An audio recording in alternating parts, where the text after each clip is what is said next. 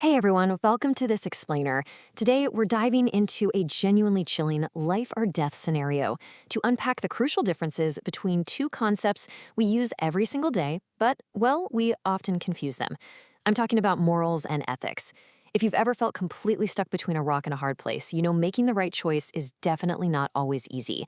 But what happens when the stakes are literally life and death? Let's find out. So, I want you to picture this scenario.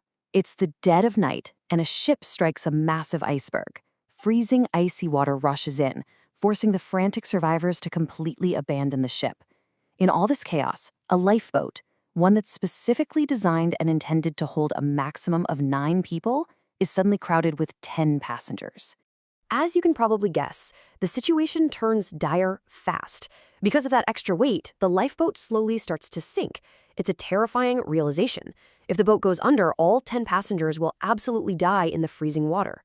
Facing this impossible reality, the captain weighs his options and makes a desperate, really horrifying decision. He decides he has to force the weakest individual out of the lifeboat and right into the ocean.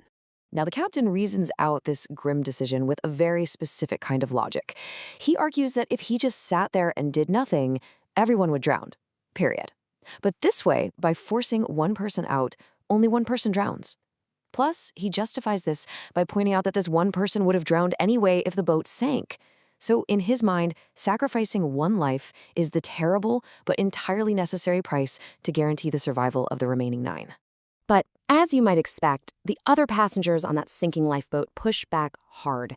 They argue strongly against the captain's actions, feeling that this choice is just fundamentally wrong. Their counter-argument? Well, they say that if the captain did nothing, then even if none of them survived the freezing water, at least no one would be actively responsible for anyone else's death. For them, deliberately taking a life is an uncrossable line no matter what the final outcome is. It's a haunting scenario, isn't it? So, we really have to ask the question, is the captain right or is he wrong? Well, before we can actually judge the captain's actions, or the passenger's objections for that matter, we need to pause our story. To figure out exactly what kind of problem we're dealing with here, we have to look closely at the language we use to describe these impossible situations. You see, when you're tempted to do something that might not be right, or you're stuck between two really bad options, you're facing a dilemma. But not all dilemmas are created equal. We tend to throw around the words moral and ethical, like they mean the exact same thing in our everyday conversations. But philosophers, they draw a very sharp line between them. And understanding that line is totally key to unpacking our lifeboat scenario. Okay, let's dive into this. A moral dilemma is exactly what it sounds like. It's a stark, direct conflict between making a right or wrong decision in a specific situation. It's all about weighing whether an action will have good or bad consequences. In a moral dilemma, the line between good and evil or right and wrong is usually pretty clearly defined in your mind.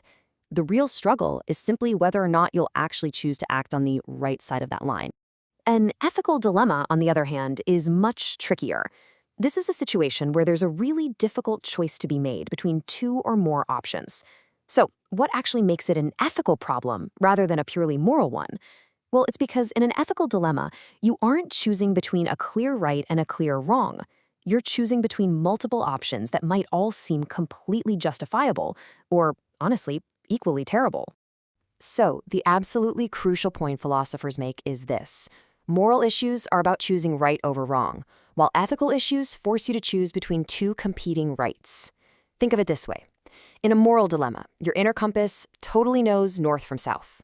But in an ethical dilemma, your compass is just spinning because both directions seem to have valid, compelling arguments pointing right toward them. And what's really fascinating here is how this philosophical difference perfectly frames the conflict happening on our freezing, overcrowded lifeboat. That distinction between right and wrong versus two rights is the exact miscommunication happening between the captain and his passengers. They aren't just disagreeing on what to do, they are fundamentally disagreeing on what kind of dilemma they're actually in. Let's look at it through the passenger's eyes first. The passengers view the situation as a strict moral dilemma.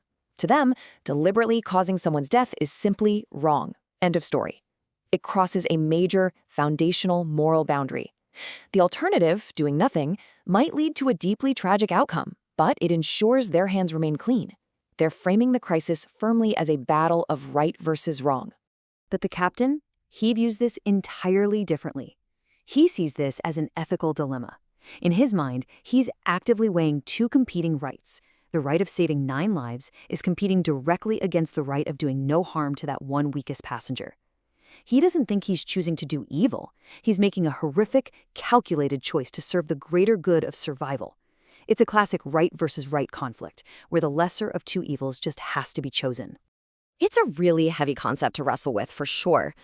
Thankfully, most of us are never going to captain a sinking ship or have to decide who gets to stay in a lifeboat. However, the underlying framework of this story is highly relevant to all of us. We actually face these exact types of philosophical conflicts, weighing morals versus ethics, in our daily routines, our workplaces, and our relationships. To help us actually navigate these choices in the real world, we can look for some specific psychological triggers. When faced with a dilemma, we have to examine what we dread, what might motivate us to act, and what outcomes we're ultimately responsible for. We have to figure out if our actions are morally sound, especially when we're tempted to let our good judgment just kind of vanish. Let's see how those triggers apply in practice. For example, we might be tempted by something relatively harmless, like a mother's fresh-baked cookies that suddenly vanish from the kitchen counter just because we couldn't resist.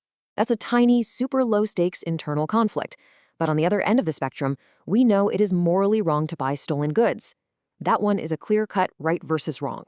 Let's test this framework against 2 everyday scenarios. Scenario 1, a student is considering cheating on a test because he simply cannot remember the answers. Scenario 2, a person is rushing to catch an incredibly important flight, and they see a man who really needs help, but they choose not to stop so they don't miss their plane. This brilliantly illustrates our definitions in a real-world context. Cheating on a test is a clear moral dilemma. You know cheating is wrong, but you're tempted by the good consequence of a passing grade. It's right versus wrong. However, choosing between catching a vital flight and stopping to help a stranger, that's an ethical clash. You have a responsibility to your own life and schedule, but also a societal urge to help others. It's 2 competing priorities, right versus right. So by looking at everyday examples, we really start to see how these philosophical terms frame our reality.